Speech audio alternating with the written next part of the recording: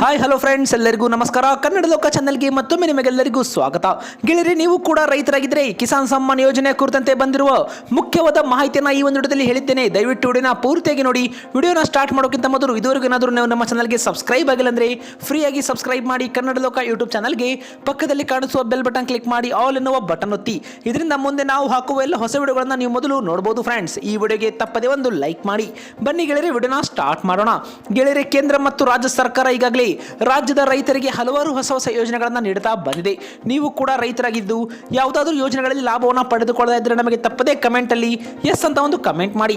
ನಿಮ್ಮ ಕಮೆಂಟ್ಗಳಿಂದ ನಮಗೆ ಉತ್ತಮ ಫೀಡ್ಬ್ಯಾಕ್ ಸಿಗುತ್ತೆ. ಫ್ರೆಂಡ್ಸ್, ಇದೇ ಕುರಿತಂತೆ ಇವಾಗ ಕಿಸಾನ್ ಸಮ್ಮಾನ್ ಯೋಜನೆ ರಾಜ್ಯದ ರೈತರ ಒಂದು ಮುಖ್ಯವಾದ ಯೋಜನೆ ಅಂತಾನೆ ಹೇಳ್ಬೋದು.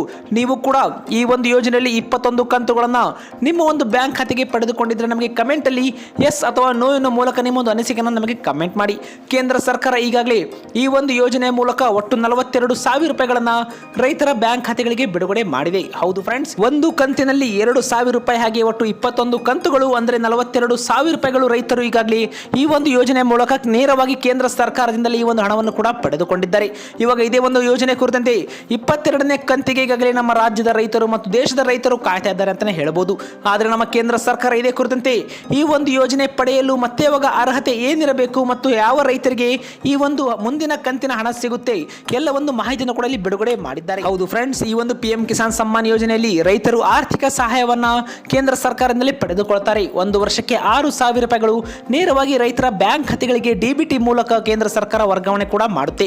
ಇದು ನಮ್ಮ ದೇಶದಲ್ಲಿ ಅತ್ಯಂತ ದೊಡ್ಡ ನೇರ ಹಣ ವರ್ಗಾವಣೆ ಕಾರ್ಯಕ್ರಮಗಳಲ್ಲಿ ಒಂದಾಗಿದೆ ಅಂತಾನೆ ಹೇಳ್ಬೋದು. ಫ್ರೆಂಡ್ಸ್, ಇದೇ ಕುರಿತಂತೆ ಈಗಾಗಲೇ 21ನೇ ಕಂತನ್ನ ಕೇಂದ್ರ ಸರ್ಕಾರ ನರೇಂದ್ರ ಮೋದಿ ಅವರು ಕಳೆದ ನವೆಂಬರ್ನಲ್ಲಿ ಈಗಾಗಲೇ ರೈತರ ಬ್ಯಾಂಕ್ ಖಾತೆಗಳಿಗೆ ಬಿಡುಗಡೆ ಮಾಡಿದ್ದಾರೆ. ಹೌದು ಫ್ರೆಂಡ್ಸ್, ಸರಿಸುಮಾರು 9 ಕೋಟಿ ರೈತರ ಬ್ಯಾಂಕ್ ಖಾತೆಗಳಿಗೆ 18,000 ಕೋಟಿ ರೂಪಾಯಿಗಳನ್ನ ತಮಿಳುನಾಡಿನ ಕೊಯಮತ್ತೂರಿನಲ್ಲಿ 21ನೇ ಕಂತನ ನರೇಂದ್ರ ಮೋದಿ ಅವರು ಈಗಾಗಲೇ ಬಿಡುಗಡೆ ಕೂಡ ಮಾಡಿದ್ದಾರೆ. ನಿಮ್ಮ ಬ್ಯಾಂಕ್ ಖಾತೆಗೆ ಆ ಹಣ ಬಂದೆ ಅಥವಾ ಬಂದಿಲ್ಲ ಅನ್ನೋದನ್ನ ಎಸ್ ಅಥವಾ ನೋ ಅನ್ನೋ ಮೂಲಕ ನಮಗೆ ಕಮೆಂಟ್ ಮಾಡಿ. ಇದೇ ಕುರಿತಂತೆ ಇಲ್ಲಿ ಮುಖ್ಯವಾಗಿ ಅರ್ಹತೆಯ ಬಗ್ಗೆ ಕೇಂದ್ರ ಸರ್ಕಾರ ಮತ್ತೆ ಇಲ್ಲಿ ಮಾಹಿತಿ ಕೂಡ ನೀಡಿದೆ. ಹೌದು ಫ್ರೆಂಡ್ಸ್, PM ಕಿಸಾನ್ ಸಮ್ಮಾನ್ ಯೋಜನೆಯು ಎಲ್ಲ ರೈತರಿಗೆ ಲಭ್ಯವಿಲ್ಲ ಅಂತಾನೆ ಹೇಳ್ಬೋದು. ಅರ್ಹರಾಗಲು ಕೆಲವು ಪ್ರಮಾಣಗಳನ್ನು ಕೂಡ ಇಲ್ಲಿ ಕೇಂದ್ರ ಸರ್ಕಾರ ನೀಡುತ್ತಾ ಇದೆ.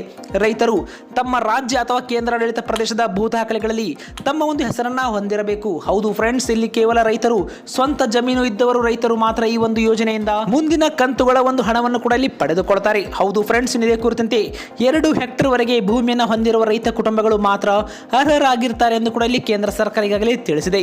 2 ಹೆಕ್ಟೇರ್ ಮೇಲೆ ಹೆಚ್ಚುವರಿ ಭೂಮಿ ಇದ್ದರೆ ಕೇಂದ್ರ ಸರ್ಕಾರದಿಂದ ಈ ಒಂದು ಯೋಜನೆಗೆ ರೈತರು ಅರ್ಹರಾಗಿರೋದಿಲ್ಲ, ಅಂತ ಒಂದು ಕುಟುಂಬಗಳು ಅನರ್ಹ ಎಂದು ಕೂಡ ಇಲ್ಲಿ ಇವಾಗ ಹೇಳ್ತಾ ಇದ್ದಾರೆ. ಹೌದು ಫ್ರೆಂಡ್ಸ್, ಇದೇ ಕುರಿತಂತೆ ಟೆಂಪ್ರವರಿ ಭೂ ಮಾಲೀಕರು ಕೂಡ ಇನ್ನು ಮುಂದೆ ಈ ಒಂದು ಯೋಜನೆಯಿಂದ ವಂಚಿತರಾಗ್ತಾರೆ ಅಂತ ಹೇಳ್ಬೋದು. ಹೌದು ಗೆಳೆಯರೆ, ಸ್ವಂತ ಭೂಮಿಯನ್ನ ಹೊಂದಿರುವ ರೈತರು ಮಾತ್ರ ಈ ಒಂದು ಯೋಜನೆಯಿಂದ ಹಣವನ್ನು ಕೂಡ ಇನ್ನು ಮುಂದೆ ಪಡ್ಕೋಬಹುದು. ಇನ್ನು ಇದೇ ಕುರಿತಂತೆ ಒಂದು ಕುಟುಂಬದಲ್ಲಿ ಹಿರಿಯ ಸರ್ಕಾರಿ ಅಧಿಕಾರಿಗಳಾಗಿರ್ಬೋದು, ಶಾಸಕರಾಗಿರ್ಬೋದು, ಯಾವುದೇ ಮಾಜಿ ಅಥವಾ ಪ್ರಸ್ತುತ ಸಚಿವರಿದ್ದರೂ ಕೂಡ ಅಂತ ಒಂದು ಕುಟುಂಬದವರು ಈ ಒಂದು ಕಿಸಾನ್ ಸಮ್ಮಾನ್ ಯೋಜನೆಗೆ ಅರ್ಹರಾಗಿರುವುದಿಲ್ಲ. ನಿವೃತ್ತಿ ಪಿಂಚಣಿದಾರರು 10,000ಕ್ಕಿಂತ ಹೆಚ್ಚಿನ ಒಂದು ಪಿಂಚಣಿಯನ್ನ ಪಡೆದುಕೊಳ್ಳುವರು ಕುಟುಂಬದಲ್ಲಿದ್ದರೆ ಅಂತಹ ಕುಟುಂಬ ಅನರ್ಹ ಎಂದು ಕೂಡ ಈಗಾಗಲೇ ಕೇಂದ್ರ ಸರ್ಕಾರ ಇವಾಗ ತಿಳಿಸಿದೆ. ಇನ್ನು ಆದಾಯ ತೆರಿಗೆ ಪಾವತಿ ಮಾಡುವರು, ಹೌದು ಫ್ರೆಂಡ್ಸ್, ಇನ್ಕಮ್ ಟ್ಯಾಕ್ಸ್ ರಿಟರ್ನ್ಸ್ ಅನ್ನ ನೀಡುವರು ಕೂಡ ಕಿಸಾನ್ ಸಮ್ಮಾನ್ ಯೋಜನೆಗೆ ಅರ್ಹರಾಗಿರೋದಿಲ್ಲ. ಇನ್ನು ವೈದ್ಯರು, ಇಂಜಿನಿಯರ್ ಸೇರಿದಂತೆ ವಕೀಲರಾಗಿರಬಹುದು, ಹಲವಾರು ಈ ರೀತಿಯಾಗಿ ವೃತ್ತಿಪರರು ಕುಟುಂಬದಲ್ಲಿದ್ದರೆ ಅಂತವರು ಕೂಡ ಕಿಸಾನ್ ಸಮ್ಮಾನ್ ಯೋಜನೆಗೆ ಅರ್ಹರಾಗಿರೋದಿಲ್ಲ.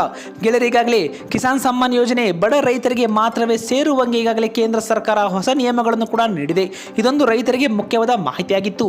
ಇನ್ನು ಇದೇ ಕುರಿತಂತೆ ನೀವೇನಾದರೂ ಅರ್ಹ ರೈತರಾಗಿದ್ರೆ ನೀವು ಮತ್ತೆ ಇವಾಗ ನಿಮ್ಮ ಒಂದು ಹೆಸರನ್ನು ಕೂಡ ಈ ಒಂದು ಯೋಜನೆಗೆ ನೋಂದಣಿ ಕೂಡ ಮಾಡ್ಕೋಬಹುದು. ಹೌದು ಫ್ರೆಂಡ್ಸ್, ನೀವು ಆನ್ಲೈನ್ನಲ್ಲಿ pmkisangovernment.in ಎನ್ನುವ ಒಂದು ವೆಬ್ಸೈಟ್ಗೆ ಹೋಗಿ ಹೊಸ ರೈತ ನೋಂದಣಿಗೆ ಕೂಡ ನೀವಿಲ್ಲಿ ಕ್ಲಿಕ್ ಮಾಡಿ ಆಧಾರ್ ಸಂಖ್ಯೆ ಮತ್ತು ಅದಕ್ಕೆ ಬೇಕಾದ ಒಂದು ಅಗತ್ಯ ಮಾಹಿತಿಗಳನ್ನು ನೀಡಿದ ಬಳಿಕ ನಿಮ್ಮೊಂದು ದಾಖಲಾತಿ ಪರಿಶೀಲನೆ ಆದ ಬಳಿಕ ಮುಂದಿನ ಕಂತುಗಳಲ್ಲಿ ನೀವು ಹಣವನ್ನು ಕೂಡ ಪಡ್ಕೋಬಹುದು. ಇದು ಕೇವಲ ಅರ್ಹ ರೈತರಿಗೆ. ಕೇಂದ್ರ ಸರ್ಕಾರ ಇನ್ನು ಮುಂದೆ ಕಿಸಾನ್ ಸಮ್ಮಾನ್ ಯೋಜನೆ ಹಣ ಕೂಡ ನೀಡುತ್ತೆ. ಮುಂದಿನ ತಿಂಗಳಲ್ಲಿ ಕಿಸಾನ್ ಸಮ್ಮಾನ್ ಯೋಜನೆ 22ನೇ ಕಂತು ಕೂಡ ಕೇಂದ್ರ ಸರ್ಕಾರ ಬಿಡುಗಡೆ ಮಾಡುವ ನಿರೀಕ್ಷೆ ಇದೆ. ಹೌದು ಫ್ರೆಂಡ್ಸ್, ಇದೊಂದು ರೈತರಿಗೆ ಭರ್ಜರಿ ಗುಡ್ ನ್ಯೂಸ್ ಅಂತಾನೆ ಹೇಳ್ಬೋದು. ಗೆಳೆಯರು, ಈ ಒಂದು ವಿಡಿಯೋ ಇಷ್ಟವಾದರೆ ಲೈಕ್ ಮಾಡಿ ಮತ್ತು ಎಲ್ಲ ನಿಮ್ಮ ರೈತ ಬಾಂಧವರಿಗೆ ಮರೆಯದೆ ಶೇರ್ ಮಾಡಿ. ಹಲವಾರು ಜನ ರೈತರಿಗೆ ಈ ಒಂದು ಮಾಹಿತಿ ಗೊತ್ತಿರಲ್ಲ, ಹಾಗಾಗಿ ನೀವು ಈ ಒಂದು ವಿಡಿಯೋನ ವಾಟ್ಸಪ್ನ ಮೂಲಕ ಶೇರ್ ಮಾಡಿ. ಇಂಥದೇ ವಿಡಿಯೋಗಳಿಗೋಸ್ಕರ ಕನ್ನಡ ಲೋಕ ಚಾನಲ್ಗೆ ನೀವು ಫ್ರೀಯಾಗಿ ಸಬ್ಸ್ಕ್ರೈಬ್ ಮಾಡಿ.